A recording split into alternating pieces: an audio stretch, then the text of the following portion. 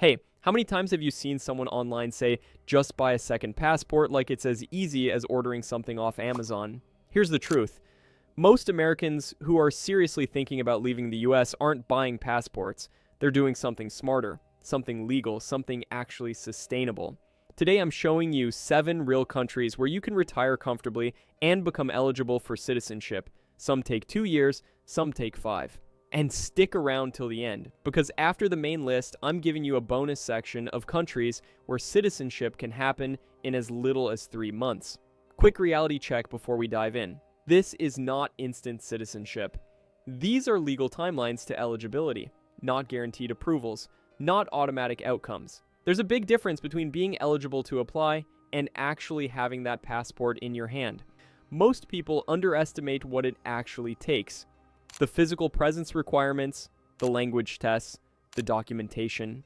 Plan properly or get blindsided later. Simple as that. Alright, let's start with the slowest option and work our way down to the fastest.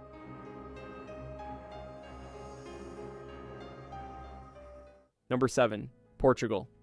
If you've been researching living abroad for more than 5 minutes, you already know this name. And there's a reason for that. Portugal is the only country on this entire list that offers you a European Union passport at the end of the road. Think about what that actually means. 1 citizenship, 27 countries you can live, work, and move freely within. That's not just a passport. That's a key that opens up most of the Western world. So yes, the timeline is longer at around 5 years, but what you're working toward is in a completely different league from anything else on this list. Now here's where I need to pump the brakes a little, because there's a mistake that I see American retirees making with Portugal over and over again. A lot of people are still walking around thinking the D7 visa, which is the passive income or retirement visa, is some kind of easy low-bar entry into Portugal.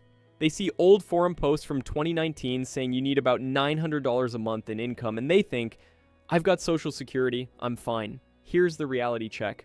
Lisbon and Porto, the 2 most popular cities for expats, have gone through serious price increases over the last few years. We're talking about a city that used to be one of the most affordable in Western Europe, now competing with places like Barcelona and Amsterdam in certain neighborhoods. The income expectations from immigration authorities have shifted to reflect that reality. If you're planning around outdated numbers, you are planning to fail. And there's more. Portugal had a tax program called the NHR, the non-habitual residency regime, that gave foreign retirees some seriously attractive tax advantages. That program was scaled back in 2024. It still exists in a modified form, but the golden era of that particular benefit is over. You need to know this going in. So what's the fix? Interior cities, places like Évora or Braga, these are beautiful, historically rich, genuinely Portuguese cities that haven't been flooded with the same wave of international demand. We're talking roughly 40% cheaper cost of living compared to Lisbon. And here's the thing. People miss. The citizenship clock runs exactly the same. You still hit your 5-year eligibility mark. You're just doing it at a fraction of the cost. One more thing you need to be prepared for, the Portuguese language requirement. At naturalization, you'll need to demonstrate A2 level proficiency in Portuguese. That's not fluent. That's conversational. Basic competency. But it's still something you need to actually prepare for. It doesn't just happen by osmosis. Take the classes, do Duolingo every day if you have to. Take it seriously from day one. Alright, let's shift gears completely. We're leaving Europe and heading to a country that is probably the most American-friendly country in all of Latin America. Number 6, Panama. And I genuinely mean it when I say this is one of the smoothest transitions available for Americans thinking about retiring abroad. Why? Because Panama runs on the US dollar. Literally, you don't deal with currency conversion in your daily life. You don't wake up one morning and find that your purchasing power dropped 15% overnight because of exchange rate swings. It's dollars. The infrastructure is solid. The banking system is familiar. There's already a massive, well-established American expat community there. And honestly, for someone who's never lived outside the United States, that kind of familiarity isn't a small thing. It's the difference between feeling like you're on an adventure and feeling like you're constantly fighting just to get through a normal Tuesday. Now here's where Panama gets complicated, and this is a mistake I've seen trip up a lot of people. Panama has something called the Pensionado visa, and it is genuinely one of the best retirement benefit programs in the world. Discounts on healthcare, transportation, entertainment, restaurants, We're talking real meaningful discounts that add up significantly over time. It's an incredible program. But here's what people get confused about. The Pensionado visa is a benefits program. It is not a direct pathway to citizenship. A lot of retirees move to Panama on the Pensionado, enjoy those benefits, assume they're on a citizenship track, and then 5 or 6 years later realize that was never actually the case. So, what do you do instead? If citizenship is your actual goal, if that second passport is part of the plan, you want to look at the Friendly Nations visa or the Economic Solvency residency option. Those are the pathways that put you on the clock toward naturalization eligibility. You can still enjoy the Pensionado benefits on top of that, but you need to make sure your foundational residency structure is set up correctly from the start. And one more thing with Panama. This is not a set it and forget it country. Long absences can complicate your timeline towards citizenship in ways that sneak up on you. Panama wants to see that you're actually there, that you're actually living that life. If you're planning to live in Panama 6 months a year and spend the other 6 months back in Florida visiting family, talk to an immigration attorney before you assume your timeline is still running the way you think it is. Now, I want to take you somewhere that still makes some people pause when they hear it. But hear me out, because the data tells a completely different story than the reputation. Number 5, Colombia. And yes, I know, for a certain generation of Americans, that name still triggers a very specific set of mental images. Images that are 30 years old. Let me tell you what Colombia actually looks like in 2026. Medellin, a city that was once considered one of the most dangerous places on the planet, has completely transformed. It's now regularly voted one of the most innovative cities in Latin America. It has a world-class metro system. It has co-working spaces and specialty coffee shops and rooftop restaurants with skyline views. Expats from all over the world, Americans, Europeans, digital nomads, retirees, have been flocking there for years. Pereira is another one that's gaining serious traction. Quieter, smaller, genuinely beautiful, sitting in Colombia's coffee-growing region with some of the best weather in the entire country. And the cost of living in both cities is genuinely low. We're talking about an income floor of roughly $750 to $900 a month to qualify for residency. That is one of the lowest numbers on this entire list. Here's the mistake I see though. People hear low cost of living and they treat the whole country as if it's one homogeneous place. It's not. Location matters enormously in Colombia. The neighborhood you choose inside a city matters. The quality of your daily life, your safety, your access to healthcare and services, all of that varies more than you'd expect depending on where exactly you plant your flag. So the fix is research, real specific granular research. Not just Colombia, but which city, which neighborhood, which part of that neighborhood. Talk to people who actually live there. Spend time in a place before you commit to it. And speaking of commitments, I need to flag something that a lot of videos about Colombia just gloss over. Colombia runs strict background checks on citizenship applicants. If you have a criminal record, especially anything serious, that can disqualify you from naturalization. This isn't a country that's going to look the other way. So if this is in your past, be honest with yourself and get proper legal advice before you start this process. Number 4, Paraguay. Paraguay, landlocked, quiet. Not exactly the first place that pops into your head when you picture yourself retiring in South America. But here's what makes Paraguay genuinely fascinating from a residency standpoint. It has one of the most flexible residency systems in the world. And that 3+ year timeline towards citizenship eligibility, that's shorter than Portugal, shorter than Panama, shorter than Colombia. For people who are serious about the citizenship piece, that matters. The income floor sits at around $1,300 a month, which is completely reasonable, and the overall cost of living in Asunción, the capital, is quite low compared to other South American capitals. Now here's where I have to be really straight with you about the mistake that derails people in Paraguay. Some people interpret flexible residency system to mean they barely have to show up. They get their residency sorted out, they pop in occasionally, and they think they're building towards citizenship from their home in Texas or wherever. That's not how it works. Paraguay's courts can and do require proof of real ties to the country, real presence, real activity, real evidence that you actually live there. Citizenship is not automatic after 3 years. The courts have discretion here, and if you can't demonstrate genuine connection to the country, that timeline can stretch significantly, or the application can get denied altogether. The fix? Establish your residency properly. Maintain legal ties. Document everything. Open a bank account. Join a community. Have utility bills in your name. These things sound small, but they're the evidence trail that matters when you're sitting in front of a citizenship review. And one more critical note, Paraguay has been tightening its tax and residency rules in recent years. What was true 2 or 3 years ago may not be true today. This is a country where you genuinely need professional legal guidance. Don't try to navigate this one with forum posts and YouTube videos alone. Hire someone who does this for a living.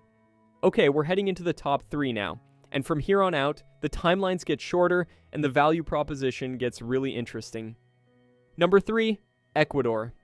And here's the thing about Ecuador that makes it stand out from almost everything else in Latin America. It runs on US dollars, just like Panama. So again, no currency risk. No waking up to find that your budget for the month has been eaten by an exchange rate you couldn't have predicted. Stability. Especially for retirees living on a fixed income, that is not a small deal. The income floor is around $800 a month, which is very reasonable, and Ecuador offers a genuinely wide range of environments. You want mountain climate? Cuenca, one of the most popular expat cities in all of South America, sits in the Andes at about 8,000 feet elevation with spring-like weather essentially year-round. You want coast? Ecuador has that too. You want city life? Quito is a capital with a well-preserved historic center that's a UNESCO World Heritage Site. Now, the big myth I want to bust about Ecuador, and I hear this one a lot, is the assumption that dual citizenship isn't allowed there. People think they have to renounce their American citizenship to naturalize in Ecuador, and that stops a lot of people cold. Here's the nuance. Ecuador's constitution actually recognizes dual nationality. In practice, it is generally tolerated. However, and this is a significant however, the legal interpretation can vary, and how it's applied in individual cases isn't always straightforward. This is exactly the kind of situation where you need to sit down with a qualified legal expert before you reach the naturalization stage. Not after, before. Because the conversation you have with your attorney before you start the process shapes how you document everything along the way. The other thing I want to flag about Ecuador is the physical presence requirement. This is not a flexible residency system. Ecuador wants to see that you're actually living there. Extended absences don't just slow you down, they can reset your clock. If you're someone who wants to split time between Ecuador and back home, you need to be very realistic about whether that works within the framework of actually building towards citizenship. Number 2, Peru.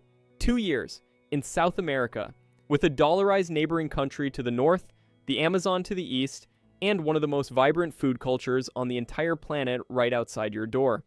Peru is not just Machu Picchu.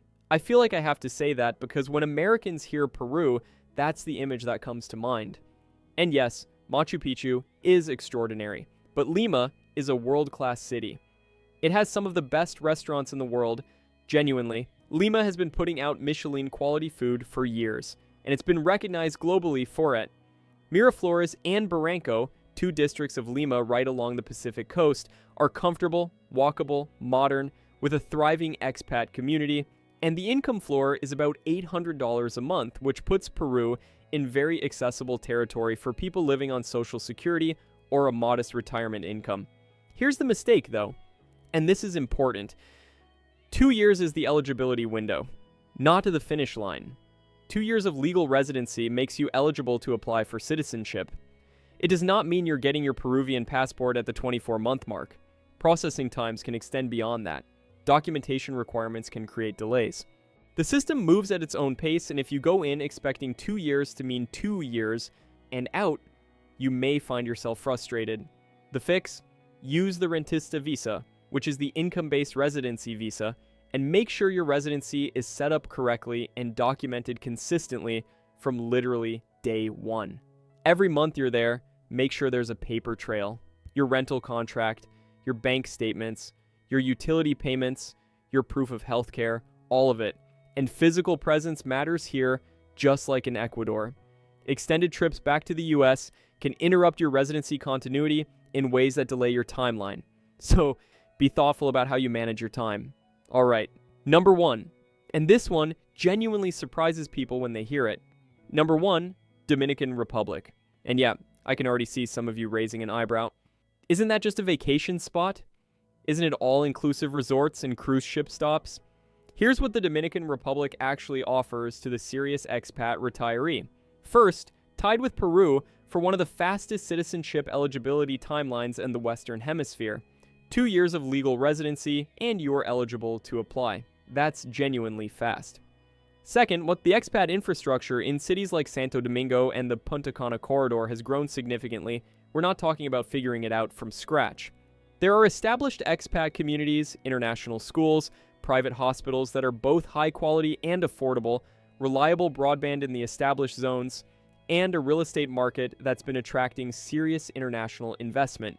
Third, the income floor to qualify sits at around $1,500 a month, which is higher than some of the other countries on this list, but still very manageable for someone receiving Social Security plus any additional retirement income.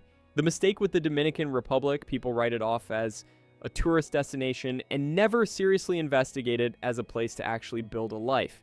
They don't look past the resort zone. They don't explore what life is actually like for people who live there permanently. The fix is choosing the right location from the start. The established expat zones in the DR have the infrastructure, the services, the community, and the quality of daily life that makes the transition genuinely sustainable. Going off the beaten path is fine eventually, but when you're starting out, proximity to a functioning expat network makes an enormous difference. One thing you need to prepare for, just like Portugal, there is a Spanish language requirement enforced during naturalization. This isn't optional. It's not a checkbox formality. You will need to demonstrate conversational Spanish. So start now.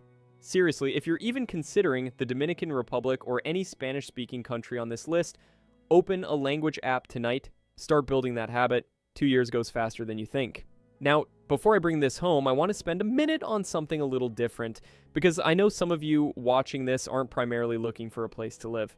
Some of you just want the passport, the speed, the optionality. And look, that's a legitimate thing to want. Global mobility is valuable. A second passport opens doors.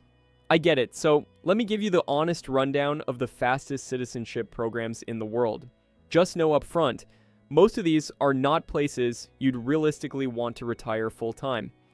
Antigua and Barbuda, you're looking at roughly 6 to 12 months family-friendly program and a genuinely strong passport with solid visa-free travel. Grenada, 3 to 8 months. And this one has a specific advantage that's unique on this list. Grenada is one of the only citizenship by investment programs that gives you access to apply for the USE 2 investor visa. If you're a business owner, that's significant. St. Kitts and Nevis, about 3 to 4 months, and this is the oldest citizenship by investment program in the world. It has a long track record, strong reputation, and a passport that travels well. St. Lucia, about 12 months, flexible investment options, solid program. Vanuatu, this is the fastest in the entire world. We're talking 2 to 3 months, fully remote processing, no requirement to visit before or after. If pure speed is the goal, Vanuatu is the answer. Now, here's the honest reality about all 5 of these. They are citizenship by investment programs. They require significant upfront financial investment, typically in the range of $100,000 to $200,000 or more, depending on the program. They are built for people who want a passport, not people who want a new home. The retirement infrastructure, the daily life experience, the healthcare, these are not the places you'd build a 20-year retirement plan around. They solve one problem very well. Just understand clearly which problem you're actually trying to solve. Okay, here's the part that most videos about this topic just completely skip over. And I think it's the most important thing I'm going to say today. We've talked about citizenship timelines, we've talked about income floors, we've talked about language requirements and physical presence and legal residency structures. But step back for a second, ask yourself the actual question underneath all of this. What is the goal? If your goal is to collect a second passport, to have that legal optionality, that emergency exit, that additional document in your safe, then yes. Look at Peru. Look at the Dominican Republic. Look at the Caribbean programs. But if your goal is to actually live comfortably outside the United States, to wake up somewhere beautiful and affordable and safe every morning, to build friendships, to have a doctor you trust, a neighborhood you know, a life that feels genuinely full, then some of the countries with the longer timelines start looking a lot more interesting. Portugal, for all its complications, gives you one of the most livable countries in the world and an EU passport at the end of 5 years. Spain, not on this list today but worth mentioning, has a similar pathway and a lifestyle that draws millions of people for a reason. Mexico, which also isn't on this list because the citizenship pathway is more complex, is where the largest community of American expats in the world has already built their lives. None of those give you citizenship fast, but they give you something better. They give you a place you can actually build a life. So it comes down to this: do you want speed or stability? Because the answer to that question should determine everything about how you approach this. Not the timeline, not the income floor, the why. Get clear on the why, and the rest of the decisions become a lot easier. And hey, if any country on this list is seriously on your radar, start thinking practically right now. One of the first things people always overlook is how to move and travel between countries efficiently without living out of a disaster of a suitcase. I've linked my favorite packing cubes down in the description. They're on Amazon, affordable, and honestly, one of the smartest small investments you make before a big international move. Check them out. If you're serious about retiring abroad, and I mean seriously thinking about how to make your money work in retirement, not just daydreaming about it, then check out my previous video. 7 English-speaking countries to retire on Social Security. I break down exactly where your US benefits stretch the furthest, what the real cost of living looks like in each place, and what you actually need to know before you start packing boxes. The link is right there. Go watch it. And if this video gave you something useful today, a share, a comment, a like, it genuinely helps other people find this information. And these are the kinds of conversations more Americans need to be having. See you in the next one.